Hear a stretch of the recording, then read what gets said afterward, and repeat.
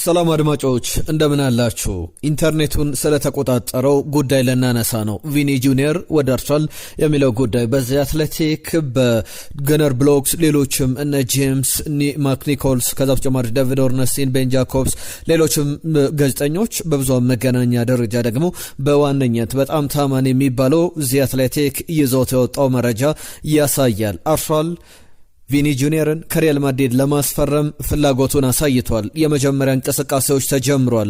ብራዚላዊው ኢንተርናሽናል 26 ዓመቱ ላይ ይገኛል። በእግር ኳስ ካሉ ታለንቶች መካከል አሁን ከቀዳሚዎቹ ተርታ የሚመደብ ነው። በፕሪሚየር ሊጉ ሻምፒዮን በአርሰናል ቤት ልንመለከተው እንችላለን ነው የሚለው ትልቁ ጥያቄ ሆኗል። አርሰናል ለዚህ ተጫዋች የመጀመሪያ ጥያቄ ለማቅረብ በሪያል ማድሪድ በኩልም ድርድር ለማድረግ ፍላጎቶች እንዳሉ የሚያሳዩ ዘገባዎችን ይዘው ወጥቷል። በጣም ትልቅ የሚባል ዲል ሊፈጸም ትልቅ የሚባል ስምምነት ሊካሄድ እንደሚችል የሚያሳዩ ዘገባዎች አሉ። አሁን የመጀመሪያው ስቴጅ ይገኛል።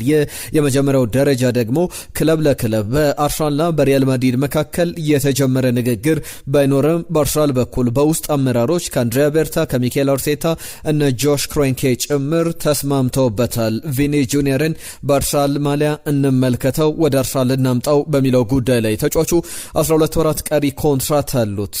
በያዝነው የውድድር ዘመን 8ኛ የሪያል ማድሪድ አመቱን አሳልፏል። 9ኛ አመቱን ይጫወታል በሪያል ማድሪድ ወይ የሚለው ትልቅ ጥያቄ ሆኗል። ምክንያቱም ከ12 ወራት ያነሱ ኮንትራት ነው ያለው። ባለፉት አመታት ላይ በሪያል ማድሪድ የተመለከትነው ቪኒ ጁኒየር አሁን በዋነኝነት የአርሰናል ተጫዋች ሊሆን የሚችልበት እድል በጣም ሰፍቷል። በአርሰናል ቤት እያንዳንዱ የአርሰናል አመራሮች ከስራ አስፈጻሚው ጀምሮ ጆሽ ክሮንኬ የክለቡ ምክትል ሊቀመንበር እንደሆኑ ይታወቃል። እንዲሁም ደግሞ ሚኬል አርቴታ አንድሪያ ቤርታ በጋራ የተስማሙበት ስምምነት ነው። የተጫዋች ብራዚላዊ ተጫዋች አርሰናልን አንድ ደረጃ ከፍ ያደርጋል የሚል እምነት አላቸው። በሪያል ማድሪድ ቤት የተመለከትነው ቪኒ ጁኒየር በቀጣይ ዓመት በነፃ ከሚዘዋወር ሪያል ማድሪድ በዚህ ክረምት ተጫዋቹን መሸጥ ይፈልጋል። በተጫዋቹ በኩልም ቃል የተገባለት ነገር ድርድሮች ነበሩ። ነገር ግን ውሉን የማራዝም ከሆነ በተጠናቀቀው የውድድር ዘመን መጨረሻ ላይ የነበራቸው ድርድር ባጭር እንደተቋጨ ይታወቃል። ረጅም ጊዜ ሪያል ማድሪድ ከተጫዋቹ ጋር ሲደራደር ነበር ይታወቃል። ባለም ዋንጫው ላይም የሚገርም ጊዜን አሳልፏል። በካርሎ አንቸሎቲ ስር በብራዚል ጉዞ ላይ 4 ግቦችን አስቆጥሯል። በጣም ሻርፕ ሆኖ ብዙዎች ያደነቁለት ደግሞ እግር ኳሱ ላይ ብቻ ትኩረት አድርጎ ሲጫወት ቪኒ ጁኒየር ምን አይነት ድንቅ ተጫዋች እንደሆነ የተመለከትነው ነው። እስካሁን 22 ግቦችን በተጠናቀቀ የውድድር ዘመን ለሪያል ማድሪድ አስቆጥሯል። በ2025 የውድድር ዘመን ለብራዚል ብሔራዊ ቡድን ያስቆጠራቸው ግቦች ሲጨመሩ ቁጥሩን ከፍ ያደርጉታል። በአጠቃላይ በላሊጋው ላይም በባርሰሎና ቤት ተበልጠው በቻምፒየንስ ሊጉም ስኬታማ ሲሆኑ ሪያል ማድሪዶች ለሁለት ተከታታይ ዓመታት ሲያጠናቅቁ አሁን በዚህኛው ዓመት ግን ቪኒ ጁኒየር እለቃለሁ የሚል እሳቤም እንደነበረ የሚያሳዩ ዘገባዎች ወጥቷል። ቪኒ ጁኒየር በሪያል ማድሪድ ቤት 2018 ላይ ነበረ ከ8 ዓመታት በፊት ቡድኑን እየተቀላቀለው። አሁን 2026 ላይ እንገኛለን። ከፍላሚንጎ ከመጣ ጀምሮ 375 ጨዋታዎችን አከናውኗል። 128 ግቦችን አስቆጥሯል። 100 ለግብ የሆኑ ኳሶችን አቀብሏል። 26 ዓመቱ ላይ ይገኛል። እንግዲህ የጥቅም ጉዳይ፣ በደሞዝ ጉዳይ፣ በአጠቃላይ በክለቡ ፕሮጀክትም እምነት እንደሌለው የሚያሳዩ ዘገባዎች በስፋት ሲወጡ እንደነበረ ይታወቃል። ሪያል ማድሪድም ከሱ ይልቅ ከላን ኤምባፔ የቡድኑ ቁልፍ ሆኖ ይታያልና እሱም ቡድኑ ሊመራበት የሚችል የቡድኑ ሱፐርስታር መሆን የሚችልበትን እድል ፍለጋ ወደ ሌሎች ክለቦች ሊሄድ ይችላል የሚለው ሀሳብ ሲነሳ ነበረ። ያንንም በደንብ በተግባር እየተመለከተን እንገኛለን። ሪያል ማድሪድ በጭራሽ አዲሱ የውድድር ዘመን ሲጀመር ቪኒ ጁኒየር አዲሱ ይፈርማል ያለበለዚያ ክለቡን ይለቃል የሚል የመጨረሻ ውሳኔያቸውን ወስነው ነበር። የውድድር ዓመቱ ባለፈው ዓመት የተጠናቀቀውና እንዳጠቃላይ በበርናባው ጥሩ ጊዜን እያሳለፈ ቢገኝም ቁልፉ ሰው የበርናባው ምልክትም የቡድኑ መሪ ከላን ኤምባፔ እንደሆነ ይታወቃልና ያ ደግሞ ለተጫዋቹ ቀጣይ ጉዞ 26 ዓመቱ ላይ ለሚገኘው ተጫዋች ከዚህ በኋላ ፕራይም ታይሙ ላይ ይገኛል።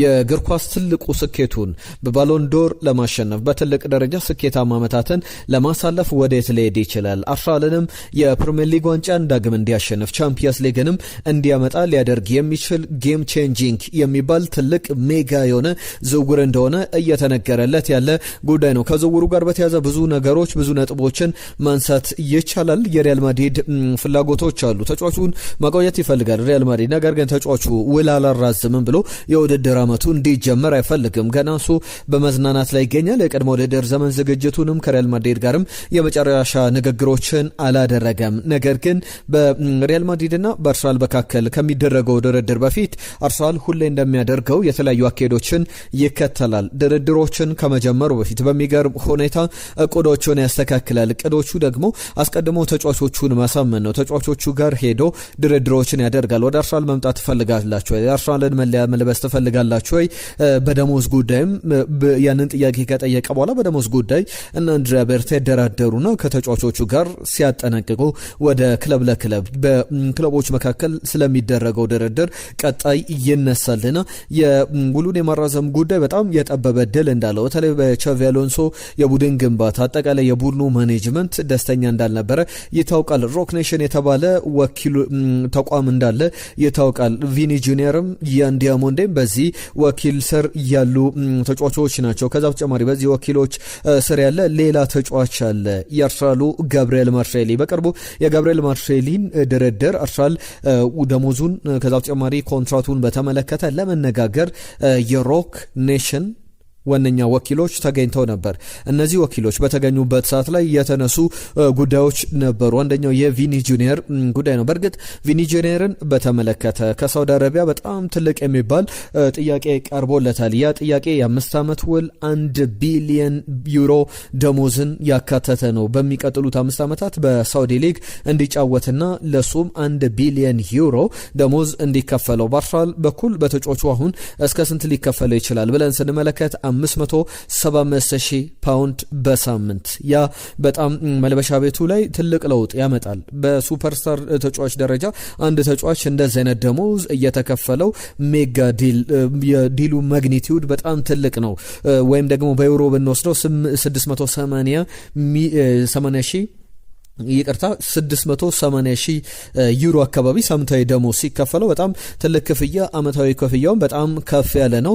ያንን ደግሞ በደንብ መመልከት ይቻላል። እስከ 20-30 ሚሊዮን ዩሮ ድረስ አመታዊ ደሞዙ፣ አመታዊ አጠቃላይ ጥቅሙ የዚህ ተጫዋች በዛ ደረጃ የሚቀመጥ ነውና በትልቅ ደረጃ የአርሰናልን ስኳድ የአርሰናልን መልበሻ ቤት ሊያነቃነቅ የሚችል ነው። ብዙዎች ግን አርሰናል የተከፈለው ተከፍሎ ቪኒ ጁኒየርን ማስፈረም አለበት፣ የትኛውም ደሞዝ ይውጣበት፣ እንዳጠቃላይ የቡድኑን ስትራክቸር እስቲ ተመልከቱት ብለው የሚያነሷቸው ሀሳቦች አሉ። ለምሳሌ ቡድኑ ባጫወት ደረጃ ዲፌንሲቭሊ በጣም የሚገርም አይነት ስትራክቸር አለው። ኢንቫይሮንመንታሉ በቡድኑ ውስጥ የተገነባው መዋቅር የሚገርም ነውና በጣም ትሩ የሚባል ሱፐርስታር የባሎንዶር ፖቴንሻል ያለው ባሎንዶርን ማሸነፍ የሚችል አርሰናልንም የቻምፒየንስ ሊግ ዋንጫ ባለቤት ማድረግ የሚችል የፕሪሚየር ሊግን ዋንጫ ደግሞ ደጋግሞ እንዲያሸንፍ የሚያስችል በፕሪሚየር ሊግ ላይ ትልቅ ተጽዕኖ ፈጣሪ የሚሆን ከዛ በተጨማሪም በተጫዋቹ በኩል ብዙ ጊዜ ጉዳት የሚያስተናግድ አይነት ተጫዋች አይደለም።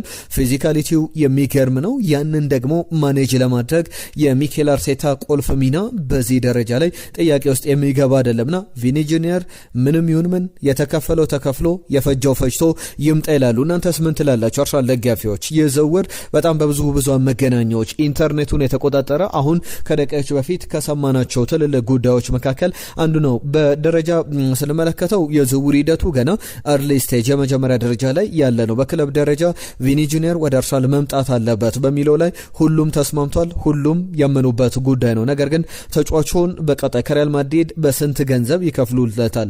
1 ዓመት በታች ለቀረው ወይም 12 ወራት አካባቢ የቀረው ተጫዋች ነው። በ12 ወራት ውስጥ ደግሞ የደሞዙ አጠቃላይ ክፍያ ስንት መሆን አለበት የሚለውን መመልከት ያሻል። ያንን ደግሞ በአርሰናል በኩል በተጫዋቹ በኩል እንዲሁም በክለብ ለክለብ ሪያል ማድሪድ እና የአርሰናል ድርድር ይጠበቃል። አጠቃላይ አርሰናል ምን ያክል ገንዘብስ መክፈል አለበት ብላችሁ ታስባላችሁ? ለዚህ ተጫዋች ሪያል ማድሪድ ቢያንስ 100 ሚሊዮን ፓውንድ በትንሹ በዛ ከተባለ እንደኔ ግምት 150 ሚሊዮን ፓውንድ ይከፈለኝ ሊል ይችላል ለዚህ ዝውውር። ነገር ግን ተጫዋቹ በቀጣይ በደሞዙን እንዲሁም በሪያል ማድሪድ ውሌን አላራዝምም ብሎ የሚቆይ ከሆነ በጣም በትልቅ ደሞዝ ከዛ በተጨማሪ ከላይን ኤምባፔ ለምሳሌ ዝውውር ባደረገበት ወቅት ላይ ቢያንስ እስከ 100 ሚሊዮን ፓውንድ ቃል ተገብቶለት እንደነበር ይታወቃል። እሱ በወቅቱ የገበያ ዋጋው የማርኬት ቫልዩ 200 ሚሊዮን ፓውንድ ነውና ቪኒ ጁኒየርም ስንት ያወጣል በሚለው ላይ ቢያንስ የዛ 50 ሚሊዮን 100 ሚሊዮን ሊያገኝ የሚችልበት ዝውውርን ሊያደርግ ይችላል በነፃ ዝውውር ወደ ፈለገበት የሚሄድ ከሆነና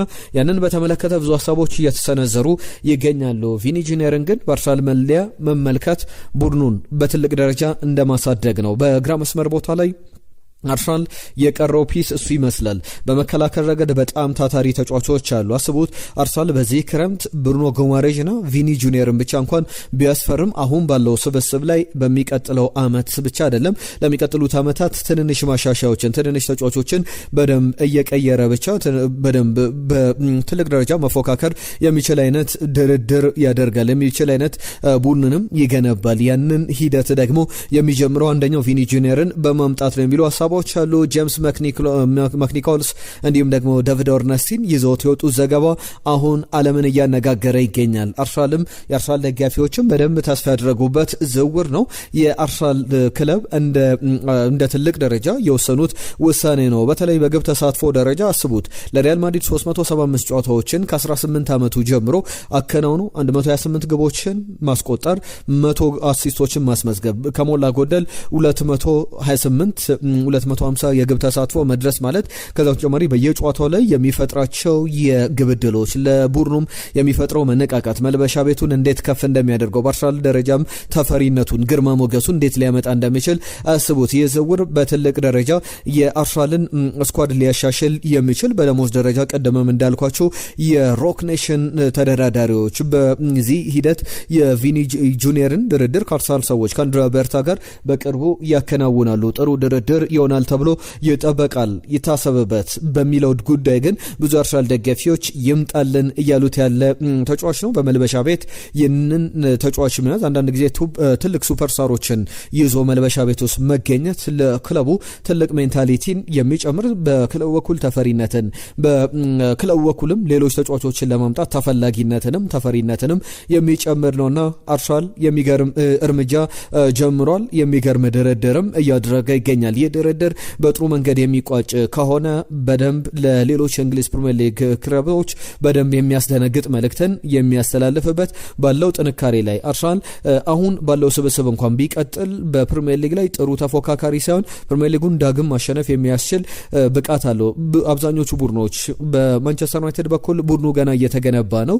በተለይ እንደሚያዘዋውራቸው ቀሪ ዝውውሮች የሚጠበቅ ነው። በእርግጥ እነ ብራያን ቤሞ፣ ማቲያስ ኩኛ ሌሎችም አንድ አመት ቤንያሚን ሸሽኮም አንድ አመት በሊጉ ላይ አንድ አመት በቡድኑ ውስጥ ጨምረው ይመጣሉ። ውህደታቸውን በዛ ደረጃ የሚጠበቅ ነው። አንድሬ ሳንቶስን ዩሪ ተለማንስን ያስፈራው ማንቸስተር ዩናይትድ በምን ያክል ደረጃ ይፎካከራል የሚለው ገና የተረጋገጠ አይነት ጉዳይ አይደለም። ከዛ ውጪ ሌሎችም ቡድኖች ሊቨርፑል አሰልጣኝ ቀይሯል፣ ማንቸስተር ሲቲ አሰልጣኝ ቀይሯል፣ ቼልሲ አሰልጣኝ ቀይሯል፣ ቶትናም በአዲስ መንገድ እየተዋቀረ ያለ ቡድን ነው። ሌሎችም የፕሪሚየር ሊግ ቡድኖች እና አስቶን ቪላ በለጠ ተጠናክረው ይቀርባሉ ቢባልም እነ ሞርጋን ሮጀርስ አይነት ተጫዋቾችን አጥቷልና ለአርሰናል ትልቅ እድልን ይዞ የመጣ ዝውውር ይመስላል ቪኒ ጁኒየር። በቀጣይ ቀናት በአዳዲስ ጉዳዮች የምንመለከተው ነው የሚሆነው። ቤስት ስፖርትን ሰብስክራይብ አድርጉ። ቤተሰቦቻችን ሆኖ ይህንን ቪዲዮ ላይክ፣ ሼር፣ ሰብስክራይብ አድርጉ።